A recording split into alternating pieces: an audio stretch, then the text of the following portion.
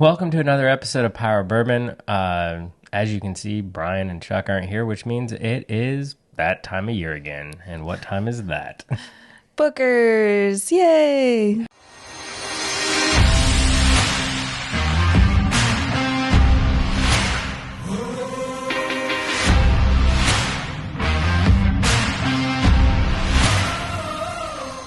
Yep, we were able to track down and finally get around to recording this, but we found Booker's Batch 2022-02, which is the Lumberyard Lumberyard. Batch. Yeah. So we're gonna give this a try. I mean, Heather. Well, clearly we've already had a couple of samples out of this, Yep. but I couldn't help myself. You couldn't make me wait this time.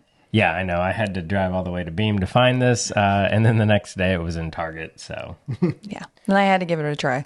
yeah, but yeah. So I mean, Heather's definitely got the best palate, and she knows the Booker's flavor profile and everything like that. So You're too kind. Yeah, so we always bring her in on this to see her thoughts. We'll give you our thoughts and everything like that, and then we do have batch 1 of this year over there that we can try and see, is batch 2 better than batch 1. Compare them. Yeah, and for some reason this year, it's been really hard to find the Bookers. They've been like hit or miss, and then kind of slow, and then they just magically appear. And Yeah, for a while they were like, are they ever going to release one? And then we did finally find the first batch. yep.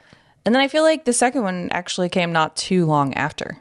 Yeah, that's true. And then there's no word yet. We're guessing they're going to do 4 technically. I guess they're doing possibly 5 this year because for the Beam subscription service, there's going to be a Booker's just for those people. Luckily, we're Beam subscription service members, so we'll be able to review that. But yeah, we'll see what we think. So let's go dive in and see how this thing smells. Well, as usual, there's really not much on the nose at all. Which makes me feel better because I do remember it not having much of a nose when I tried this, whatever, maybe almost a month ago. Yeah. And I thought it was me because I thought I had not fully recovered from after having COVID and trying to get all of my sense of smell back. Now, I didn't lose my sense of smell like because of COVID, but it was one of those because of all the sinus and everything. It just took a while for me to get a good sense of smell back, but Yeah. No, but I'm not getting a whole lot. No, I get some ethanol and then like a dusty peanut note. Yeah, a little bit of hay, actually. So Yeah. dive into this. Okay.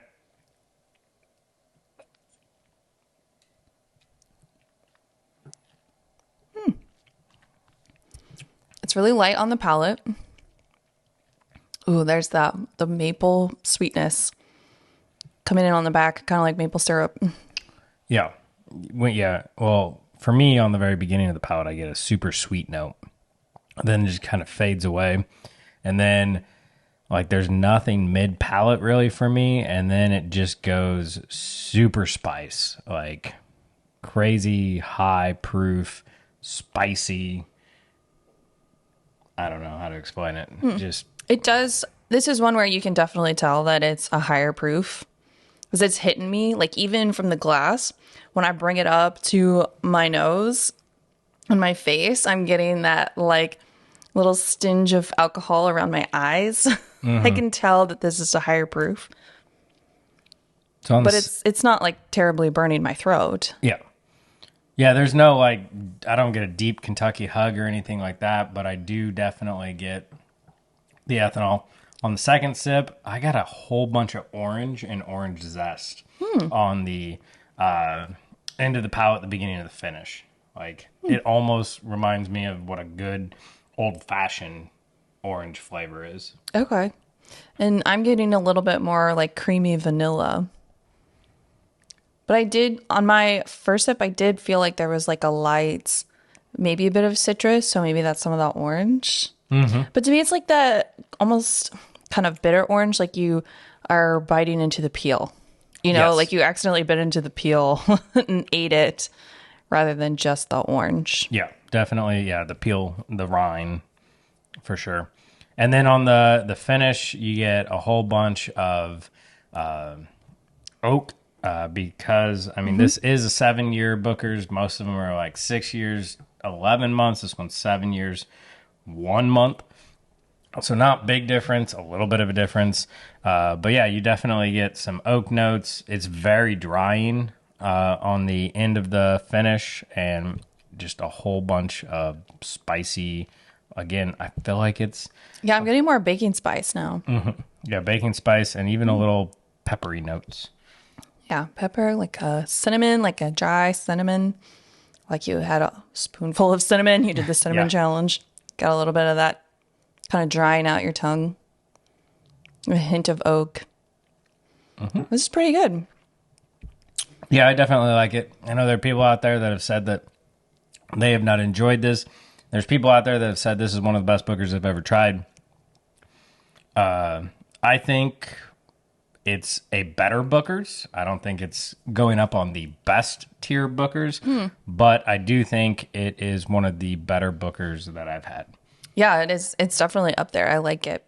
It's kind of going back to the oils, because the last couple I felt like we said felt a little more watery, not watered down. Right. Because it still had strong flavors, but like watery compared to what I remember first tasting Booker's and having the oil coating my lips and a little stinging on the lips. Kind of going back to that a little bit. I get the little like rim of oil that's a little tingly. Yeah, this one's kind of nice. Definitely one of the more viscous Bookers I've had in a while. It coats your whole mouth, everything like that. And then it's very intense on the flavors. Like there are several flavors, and it is very intense. There's no mellow, easy sipping to this one. You're going to get into this as a barrel-proof bourbon, and you are getting a barrel-proof bourbon out of it. Yeah. Let's compare it to batch 1. All right. Start with the glasses. Yep.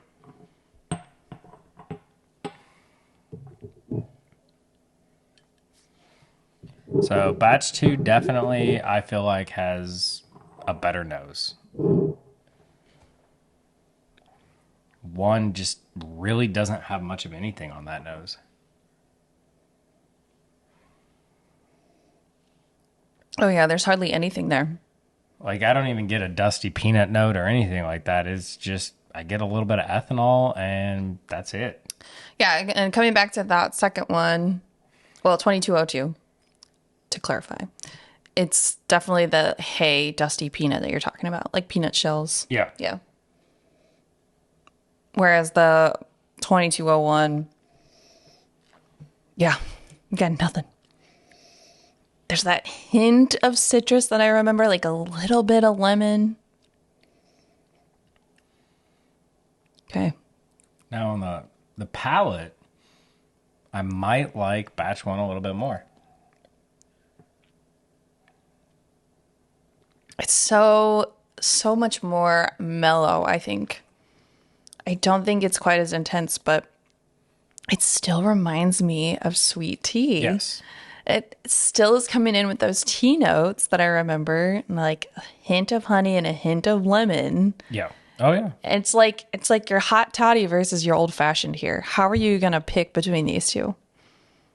Yeah. Yeah, fair enough. This reminds me of a hot toddy. Yeah.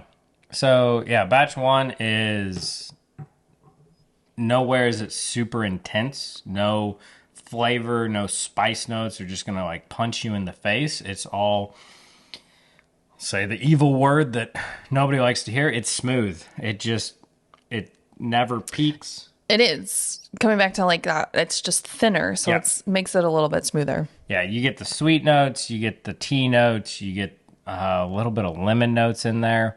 And it just kind of evenly goes from the nose to the palate to the finish. Just, I would say, like a solid note. It all works together and it's good. Whereas batch 2 is like somebody's punching you in a boxing rink. Like you're going to get hit with something and then it's going to die down a little bit, but then you get hit with something new and it dies down. And like it's just these quick jabs. Yeah, each sip is a little bit different, for sure. So I'm gonna have to say, of batch one and batch two so far of this year is my favorite, and I would definitely go out and buy that if you see them both. Yeah, I think batch two is definitely worth your time. I think if you like maple syrup at all, I think you're gonna like this. It's to me, it's getting back to the classic Booker notes, if that makes sense. Yeah, I can agree with that. And it even has that little bit of slow smoldering burn going on because I'm now getting that like a little bit of hot pepper.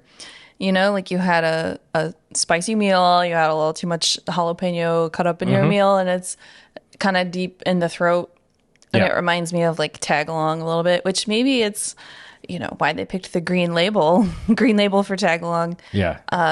Because it wasn't there at first. And now I'm getting that kind of burn back in the deep part of my throat. I don't want to say burn. That's not the right term. It's that smoldering heat. Dang. I think that's what's going on here with the lumberjack. Yeah. There's like I wouldn't describe it if I were giving flavor notes, tasty notes. I wouldn't put like pepper in there, you know? Until but you it's get to coming the, in later. Yeah, you'd have to get to the third or fourth. It's like the deep finish is the poblano, ghost pepper, or whatever. Yeah. Yeah, so I would definitely say, like, if you've got both, batch one is definitely like a summertime sipper. You could easily sip batch one in the middle of the summer on the porch. Not a big deal. It's really designed as a summer bourbon.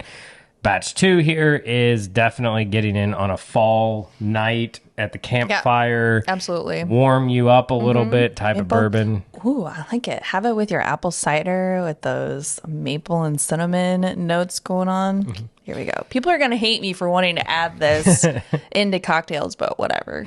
So, yeah, so our recommendation is, because Booker's is getting expensive, as of right now, batch two is the one to go after.